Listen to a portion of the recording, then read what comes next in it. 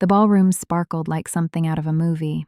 Crystal chandeliers glowed above polished marble floors while servers carried trays of champagne through crowds dressed in designer suits and glittering gowns. At the center of it all stood Amanda, my half-sister, beautiful, smiling, spinning across the dance floor in a wedding dress worth more than my yearly rent. Everyone looked enchanted by her happiness. Everyone except me. I stood near the back wall, gripping a paper napkin so tightly it nearly tore in half. My chest felt hollow as I watched the celebration unfold around me. Because 1 month earlier, I had $120,000 saved for my first home, my dream, my future, my escape. Now that money had been transformed into flower arches, imported champagne, and a luxury wedding that looked like it belonged in a celebrity magazine, and the people responsible for taking it from me were smiling like they'd done nothing wrong. Rachel. I turned at the sound of Teresa's voice. My stepmother approached slowly, wrapped in a shimmering lavender gown, her diamond bracelet catching the light with every movement. She looked me up and down before offering a tight smile. "You've been quiet tonight," she said sweetly. "Not feeling emotional, are you?" I swallowed hard. "I'm fine." "Oh, good," she replied lightly. "After all, this wedding wouldn't have happened without your generosity." Generosity. The word hit me harder than it should have. I stared at her. "You promised to pay me back." Her smile faded slightly. "Rachel," she sighed, lowering her voice, "you really need to stop thinking of everything as transactional. That money was for my house, and this wedding was for family." I glanced across the ballroom toward my father. He stood beside Amanda, laughing with her new husband and their wealthy guests, looking happier than I'd seen him in years. He didn't even notice me watching. Or maybe he did. Maybe he just didn't care. "You both told me it was temporary," I whispered. Teresa's expression hardened instantly. "Then sue us." The words landed cold and sharp. "Go ahead," she continued calmly. "Take your own family to court over money. Let's see how that works out for you." Then she turned and walked away, heels clicking across the marble floor while the orchestra played on like nothing had happened. For a moment, I stood frozen, humiliated, heartbroken, but not defeated. Slowly, I reached into my purse and looked down at my phone screen. Recording saved. Every word, every promise denied, captured perfectly. And for the first time that night, I smiled. Growing up, I always felt like a guest in my own family. Not unwanted exactly, just unnecessary. Amanda was the center of everything from the moment she was born. The best birthdays, the expensive vacations, the praise, the attention. Meanwhile, I learned how to become invisible.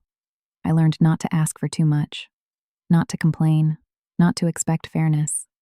When I turned 18, my father sat me down at the kitchen table and told me it was time I became independent. Amanda, meanwhile, was still being treated like royalty at 26.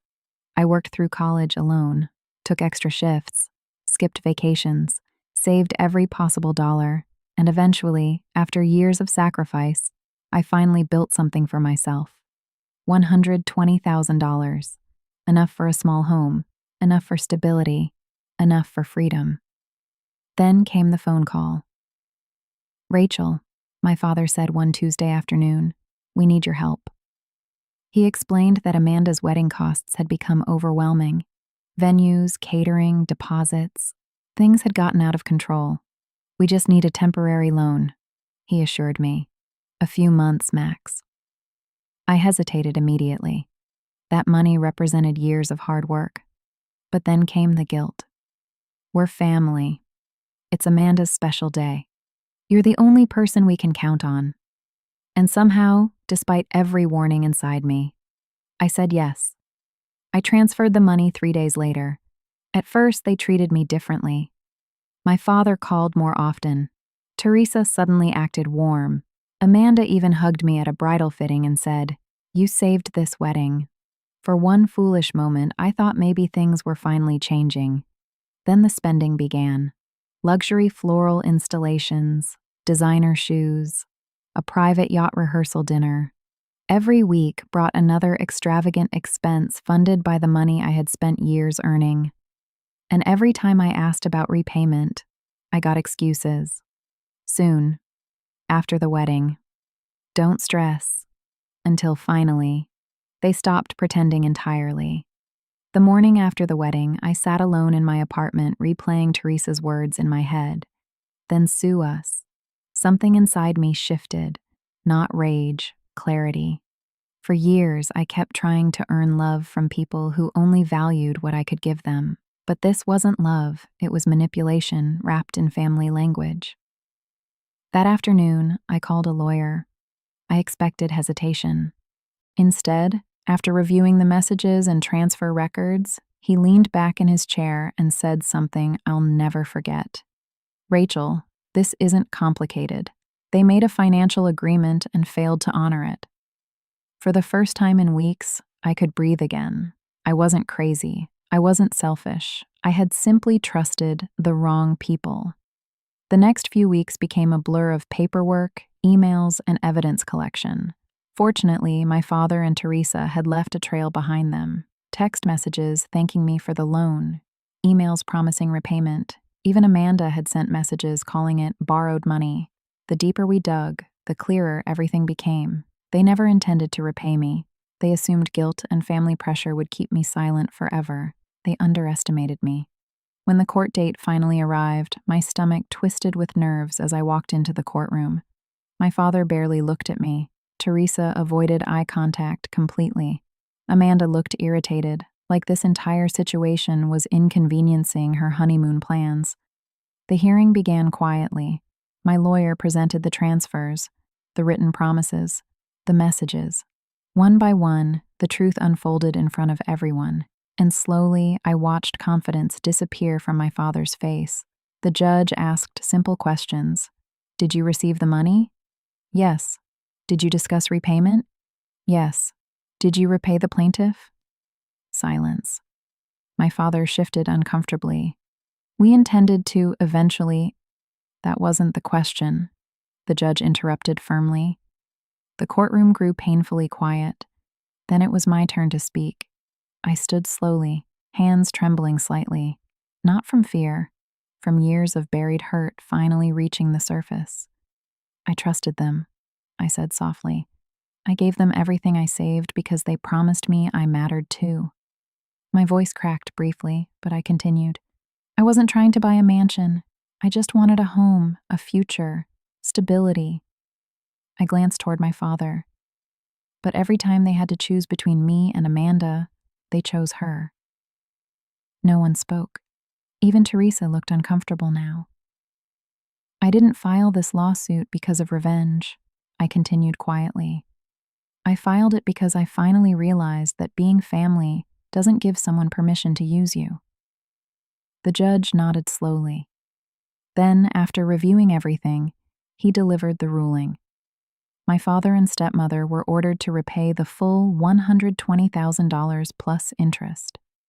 Additional financial penalties were added for bad faith conduct and deceptive behavior.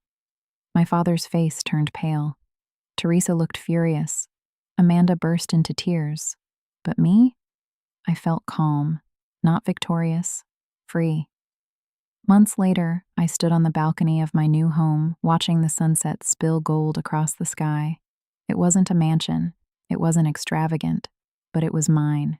Every corner of it represented something I had finally learned. Self-respect matters more than approval. The lawsuit became a quiet scandal among extended family. Invitations stopped arriving. Phone calls disappeared. Oddly enough, life became peaceful. One afternoon, I received a handwritten letter from my father. Inside was an apology, short, awkward, years too late. I read it once before, folding it carefully and placing it in a drawer. Not because I forgave everything, but because I no longer needed anger to survive. The truth was, winning the case didn't heal me overnight, but it gave me something more important: a beginning. I stopped chasing love from people who only offered conditions. I stopped shrinking myself to make others comfortable. And slowly, for the first time in my life, I started choosing myself. Sometimes people think betrayal destroys you, but sometimes betrayal reveals exactly who you need to become. And standing there on my balcony, watching the evening sky fade into soft orange light, I realized something my younger self never understood. The greatest revenge isn't revenge at all. It's building a peaceful life without the people who tried to break you. And finally, that's exactly what I was doing.